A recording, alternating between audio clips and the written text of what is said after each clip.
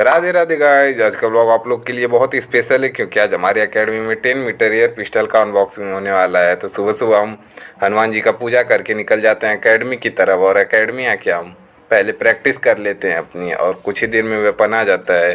तो हमारे coach sir इसका अनबॉक्सिंग स्टार्ट कर देते हैं, और फिर कुछ ही देर में वेपन का अनबॉक्सिंग हो जाता है, जो कि मोरनी कंपनी का 10 मीटर एयर पिस्टल रहता है।